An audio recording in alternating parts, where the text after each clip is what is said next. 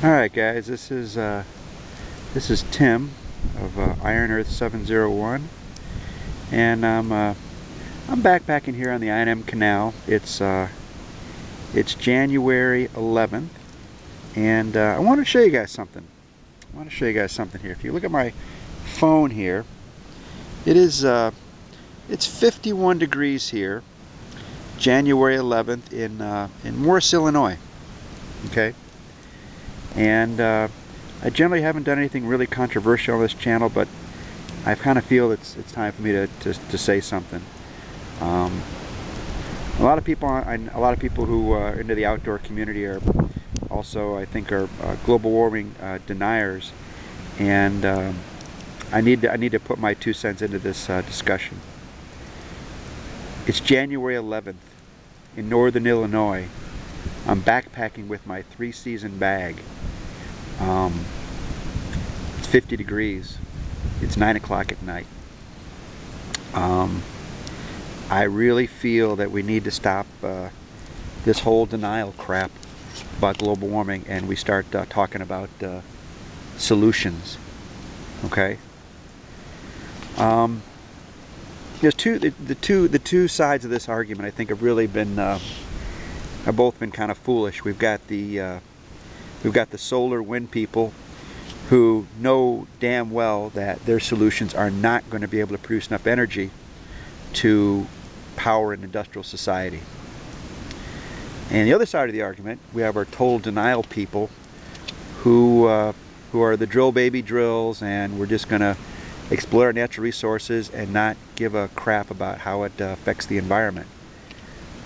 You know, it's fun to backpack with a 3-season bag in January 11th in northern Illinois. No, it's not. It's really bad for the environment.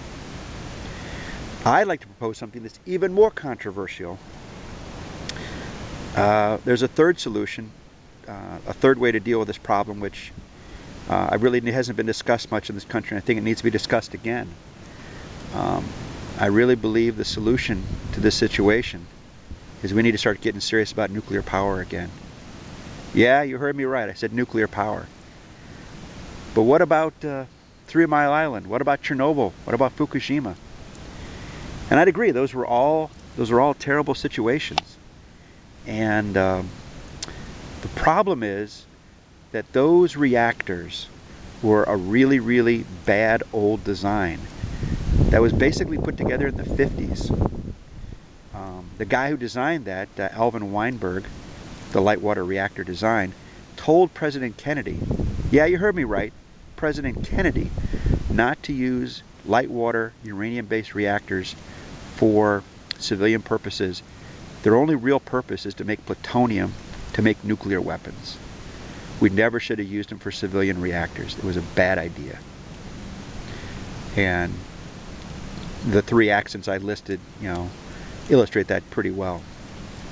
There was another idea on the nuclear field which was not explored during the Manhattan Project because it wasn't really good for making bombs. It was thorium-based reactors.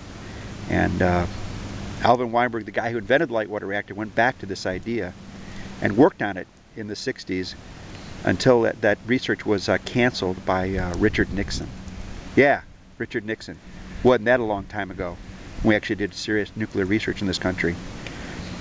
We then pursued the fast breeder reactor instead of the thorium-based reactor, and that was a disaster, and Carter canceled that. And we haven't done any serious nuclear research in this country since the Carter administration. That was a long time ago. I was a really little kid. I want to put my 2 cents into this discussion. I think the two sides in the argument right now are both foolish.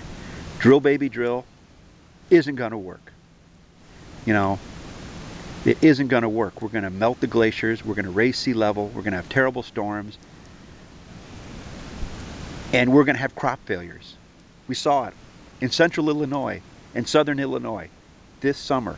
We lost the corn crop. It died. It was saved in northern Illinois. We managed to get some rain at just the nick of time. And in northern Illinois, our corn crop was saved. And that was great. I mean, it was great for the farmers up here. But in central and southern Illinois, they were screwed. They lost, total loss in their crop. That's going to become more common if we keep drill baby drilling. Conversely, you know, our good friends in the wind and solar industry, it's a joke. It's a total joke. We cannot produce enough power to have an industrial society with wind and solar. It's an absolute sham and a waste of money. So yeah, I'm gonna put forth my my third idea. You guys can comment on it. I'm sure there'll be lots of people who are telling me that global warming isn't real, and there'll be lots of people who tell me that wind and solar are the solution. But I really feel that neither of those ideas are really going to get us to where we need to be. It is January 11th in northern Illinois, and I'm backpacking with my 30-degree sleeping bag, and it's not supposed to get below 50 degrees tonight. January 11th, middle of January. This is crazy. This is absolutely crazy. We can't keep having crop failures. We can't keep having superstorms. We got to get serious here, folks. You know, those of you who are into the, you know, the outdoor community, you know, look around and see how nature's changing. You know, as an example, you know, I'm a scout leader. We did a hike in DeKalb County, which is north central Illinois, pretty far north, not that far from Wisconsin border. And on the hike, we found growing a little grove of bald cypress trees, northern Illinois. Bald cypress trees growing in northern Illinois. Now, cypress trees are native to southern Illinois, way down in south near Cairo and Carbondale, but not up in DeKalb County. You know, for those of you who are global warming deniers, I'd like to tell you that no matter how you feel, those bald cypress trees, they think global warming is real. We got to deal with this, guys. We really do, and I think the outdoor, you know, community has got to get on board with looking for some real solutions. And this is probably the last political or controversial thing I want to do on this channel. So I want to really primarily keep this channel just you know, exploring and showing you guys the beauty of northern Illinois. Talk to you later. Bye bye.